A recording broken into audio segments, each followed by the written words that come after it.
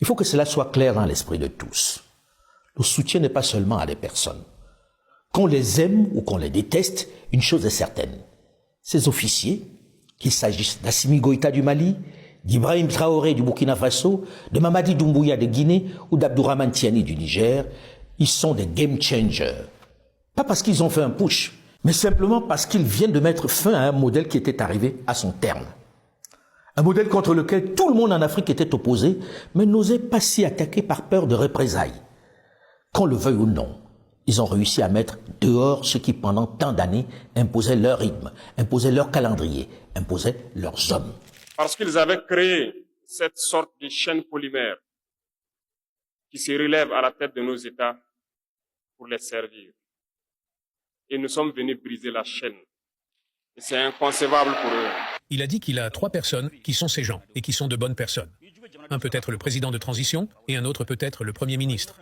Il a demandé si je peux seulement sortir pour faire une déclaration dans laquelle communiquer les noms du président et du Premier ministre afin de formaliser tout ça. J'ai répondu, cela est hors de question, les citoyens sont en concertation. Quand ils finiront, nous travaillerons en fonction de ce qu'ils décideront. Je me souviens ce jour-là, il m'a dit d'être compréhensif. Il a dit que quand il disait quelque chose à Ibeka, Ibrahim Boubacar Keïta, celui-ci répondait qu'il allait y réfléchir et qu'Ibeka est resté dans les réflexions jusqu'à ce qu'il parte. Donc, qu'il faut que, moi, je cesse cela. J'ai répondu, non, cela est hors de question. Les citoyens sont en concertation. Quand ils finiront, nous travaillerons en fonction de ce qu'ils décideront.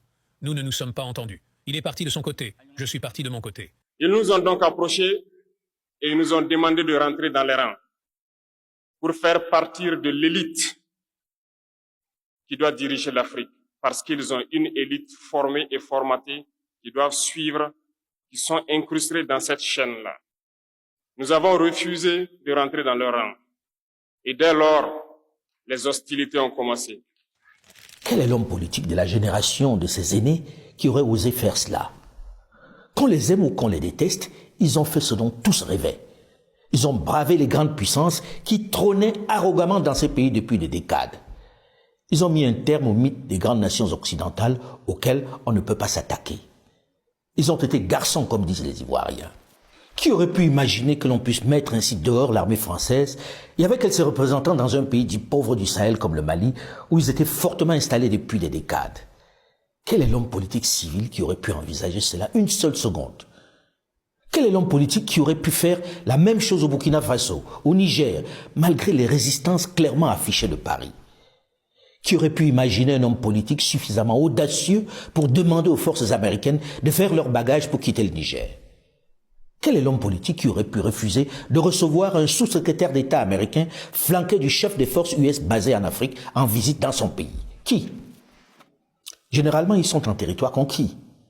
Ces militaires ont considérablement amélioré la situation sécuritaire dans cette région où les terroristes et les bandes armées étaient devenus les seuls maîtres des lieux à la barbe des armées européennes et américaines. Aujourd'hui, sur le plan de la sécurité, nous travaillons, il y a des résultats probants sur le terrain.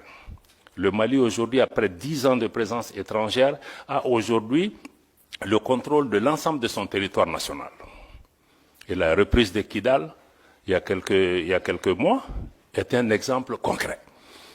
Et il y a beaucoup de Kidal qui vont se passer aussi sur le terrain, dans notre espace. Même si l'insécurité persiste, même s'il existe encore de nombreuses attaques de bandits armés, l'apocalypse annoncée n'a pas eu lieu.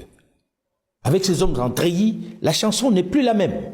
Et ils osent désormais faire jouer la concurrence. On achète du matériel militaire chez les Russes, des drones chez les Turcs, des engins chez les Chinois ou les Iraniens. On sollicite des prêts auprès des Orientaux. Bref, on diversifie les sources. C'est open bar. On est donc loin du cirque qu'a vécu le président Touadéra en Centrafrique, ou alors qu'on refusait de lui vendre des armes, on lui interdisait en même temps d'en acheter sur le marché et d'en recevoir des partenaires. Disons-nous la vérité, les Russes ont sauvé la vie à Touadéra à un moment donné, contre les rebelles. Personne d'autre l'aurait fait. Personne d'autre n'était là pour le faire. Mais aujourd'hui, il y a aussi les Américains. Même incongruité en RD Congo, à qui pendant longtemps on a refusé de vendre des armes tout en lui interdisant d'en acheter sur le marché pour défendre l'intégrité de son territoire. Qu'on les aime ou pas, ces militaires du Mali, du Burkina, du Niger, de Guinée ont rebattu les cartes. La donne a changé. Il y aura désormais, qu'on le veuille ou non, un avant et un après Assimi Goïta, Un avant et un après Ibrahim Traoré. Un avant et un après Abdourahmane Tiani. Un avant et un après Mamadi Doumbouya. Réussiront-ils à transformer l'essai? Ça, c'est un autre débat.